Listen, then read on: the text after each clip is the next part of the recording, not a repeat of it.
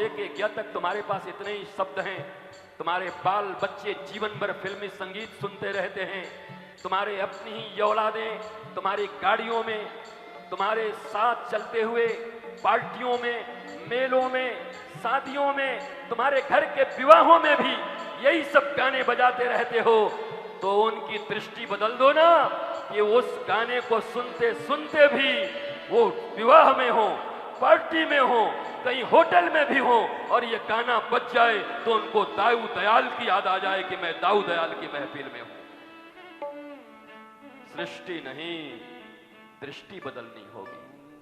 फिल्मी गाने नहीं मिटेंगे भारतवर्ष से और बढ़ेंगे भी, पर हमारे बच्चों की दृष्टि अगर बदल गई, उनके भाव बदल गए, तो वो जहां रहेंगे वहीं पर राधा, वहीं पर कृष्ण, वहीं दाऊ दयाल और रेवती मैया को याद करते रहेंगे। ये भावना, ये दृष्टि ही भारत को देने की जरूरत है। और नहीं तो अपनी छोटी प्रतिष्ठा में मर जाओगे, बर्बाद हो जाओगे। मैंने कह दिया संख्या बहुत कम है, इतराओ मत। ये इतराना ज्यादा दिन चलेगा नहीं तुम्हारा।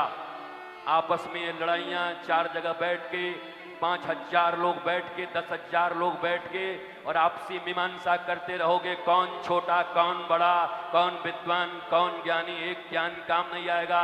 सोमनाथ के मंदिर की तरह धराशायी कर दिए जाओगे। 2 मिनट में हस्ती मिटा दी जाएगी।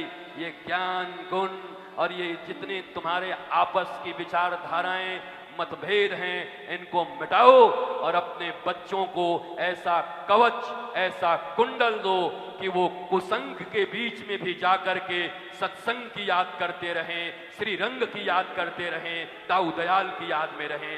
ये दृष्टि भारतवर्ष को अपनानी होगी और ये दृष्टि भारतवर्ष के संतों को भी अपनानी होगी। इसलिए होगी क्योंकि रहना इन्हीं के बीच में है, बच्चों के बीच में। और ये बच्चों का दोष नहीं है।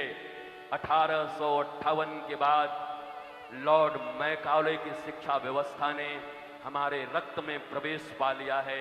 ये तो हमारे नन्हे मुन्ने लाल हैं, ये तो यशोदा के लाल के प्यारे बच्चे हैं। दोष इनका नहीं।